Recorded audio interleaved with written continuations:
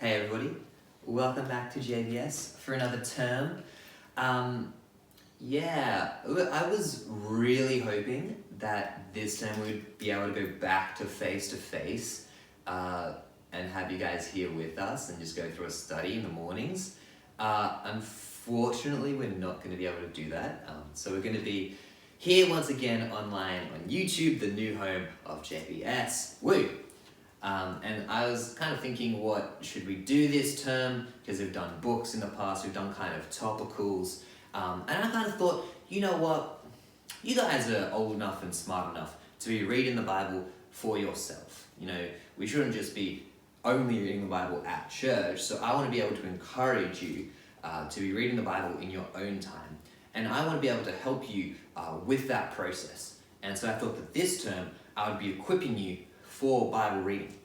And the way that we're doing that is through something called genre. And so genre is quite simply just kind of a category of something. So you say, if I were to recommend you like a fantasy novel, you would expect to find like magic or different races like elves and dwarves, maybe a lot of sword battles, armies, wars, all these kind of things that you would expect from the fantasy genre.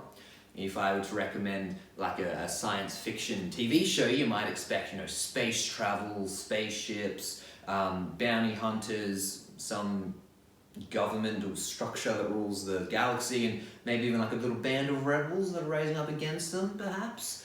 And if I were to recommend you a song, if I were to say, have you heard this jazz song, or this pop song, or this rock song, you will probably have some kind of an idea of what it might sound like in your head before I even give you the title of the song or before you even hear it. And this is all because of genre. So genre is a category of anything really, of literature, of shows, of established tropes. It can be so much, but those categories have their own things in them that you assume.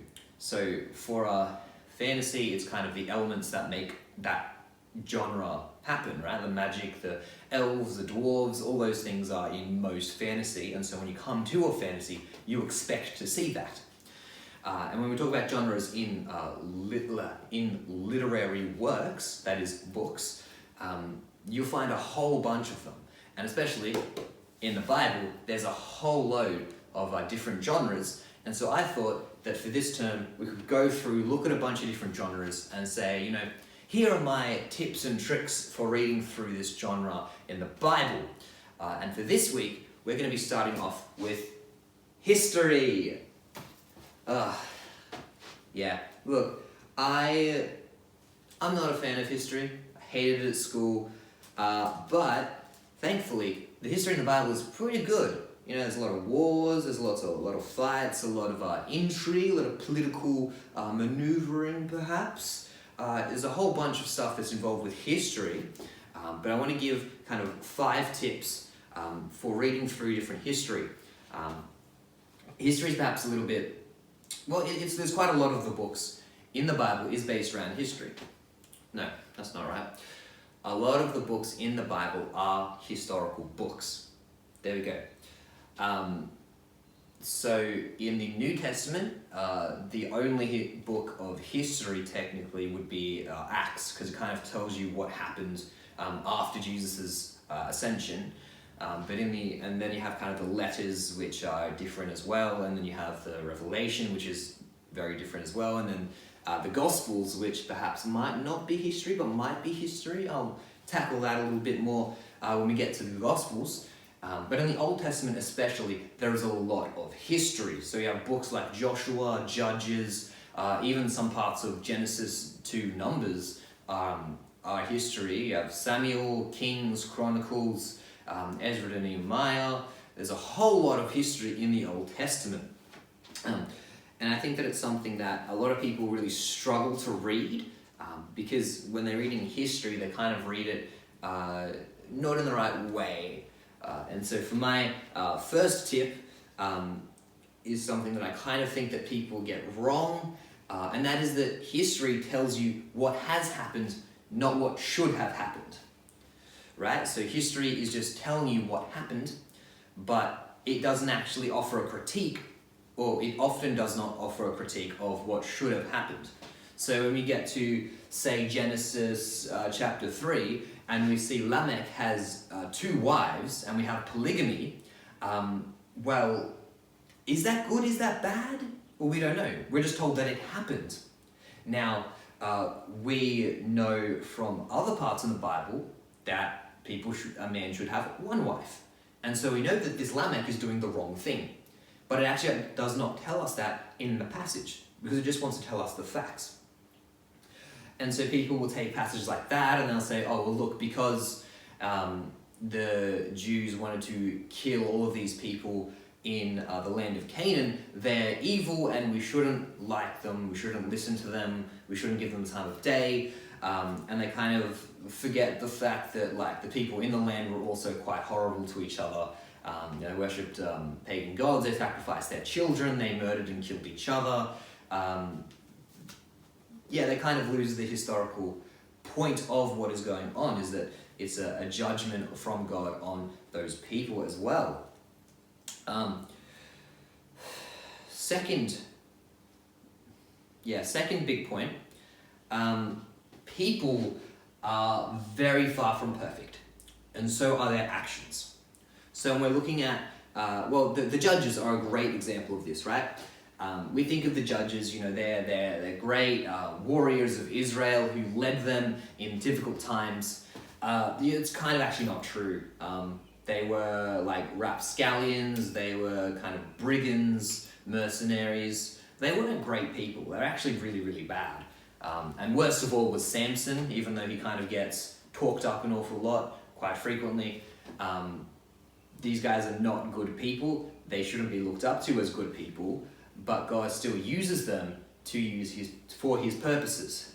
He calls even people as broken and destitute as the judges, and uses them for good purposes.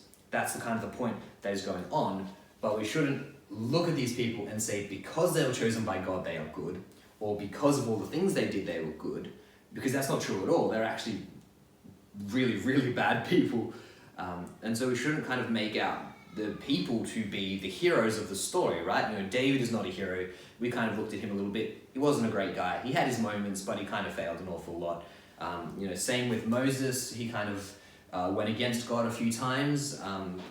There's that point where he kind of cracks cracks this rock in half and water spills out, but God was like, no, you should not crack the rock, but he did it anyway. Don't look at the people and think, that's who I want to be, because the people aren't great. What we want to do is looking at God and how he reveals himself and how he uses people. Tip number 3, we are expected to know whether what happens is good or bad because of the rest of the Bible. So Lamech, for example, it's mentioned that he has 2 wives. We know that's bad, but we don't know that from the passage. We know that from Leviticus and Deuteronomy and Exodus, where God explicitly says, men should only have 1 wife. And so Solomon is a fantastic example of that. Remember, we kind of had a look at Solomon and how he had all of this gold and all of these horses and all these chariots, and it looked fantastic. But back in Deuteronomy, there was actually law that said the king should not have all this stuff. And so we're expected to know that Solomon is doing the wrong thing because we've read Deuteronomy. And because of this kind of interconnectedness, my 4th tip is to read kind of cover to cover. Now, this is true of the Bible. I think it's really important to read the whole Bible cover to cover, but I think also the history as a whole should be considered, right? We can't jump into Judges and just expect to know what's going on, right? There's this war going on in this land, and the Israelites are trying to attack and kill these people and drive them out of the land. What's going on there? In Genesis, way back in the first book of the Bible, God has promised land to Abraham, and then further on into Exodus, we see that God calls his people out of Egypt and then pushes them into the land that he promised to Abraham.